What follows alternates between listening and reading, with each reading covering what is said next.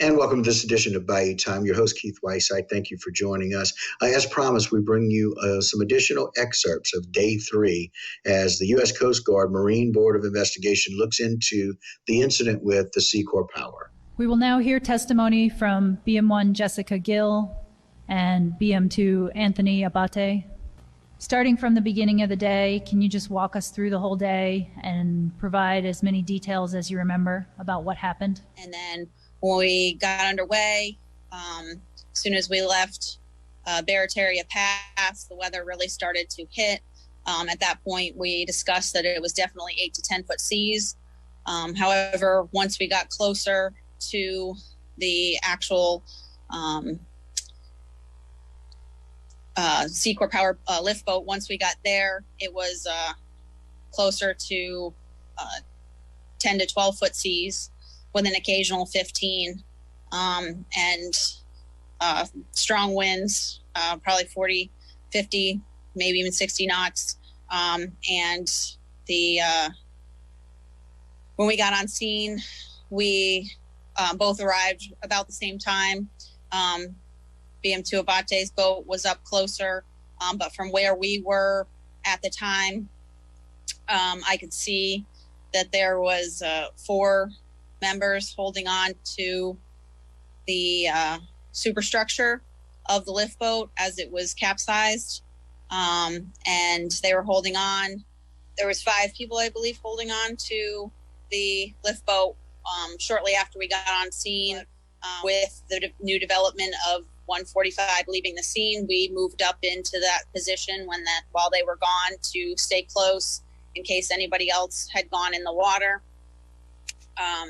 As we were station keeping, we noticed that as you got closer to the lift boat, the seas acted a little different. Definitely was sustained 10 to 12 foot seas, and the winds were strong. Rain was coming down. We stayed there for quite a while trying to find a way to communicate with the people holding on to the lift boat. Eventually a helicopter was on scene. When they got on scene, they were able to lower a radio and life jackets down to the crew members still attached. And once they lowered that down, then we had some communication. There was a bit of a language barrier, but we were able to communicate. The members were very scared, and they were very hesitant. We discussed ways of getting them off, but unfortunately, because of the seas and the way that the lift boat was, we couldn't get close enough to take them directly. As we headed out Barataria Pass and started heading west, there was a tug vessel that was eastbound that called us over the radio and said that there was a capsized tender vessel approximately a half mile off their stern. So we got on scene to it. We had conducted a Victor Sierra search pattern of the area, got any ample information off it, so we were able to get the state numbering and passed it to sector, and got a hold of my commanding officer, and we talked about us continuing on to the Seacor due to it being a more precedent case at the time. Once we were on scene out there, same as BM1 had discussed earlier, sea state was 10 to 12s with your occasional 14. We were the front vessel up closest to the Seacor. And as she stated before, it was a complete washer machine.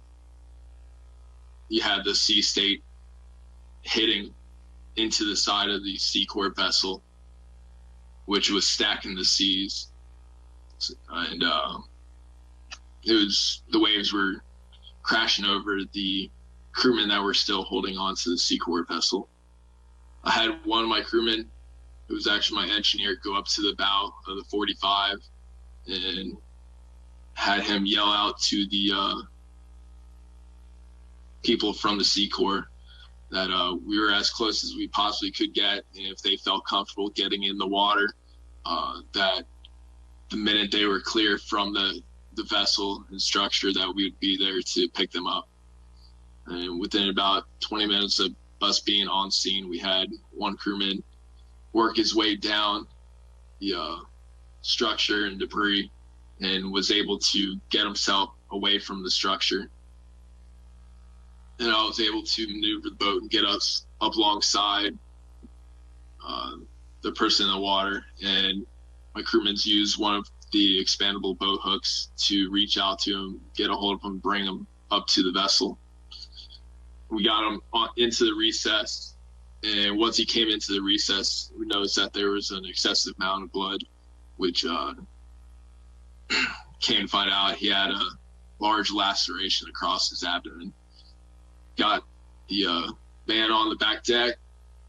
One crewman went down to the survivor's compartment and was able to get the first aid kit and apply gauze and wraps to try to slow down the bleeding. And I ended up contacting the Glenn Harris and letting him know that we were heading back into Fushan to bring the victim from Seacor back into CEMS. And thank you so much for joining us. We appreciate it. That'll do it for this segment. Don't go anywhere. A whole lot more Bayou time when we continue.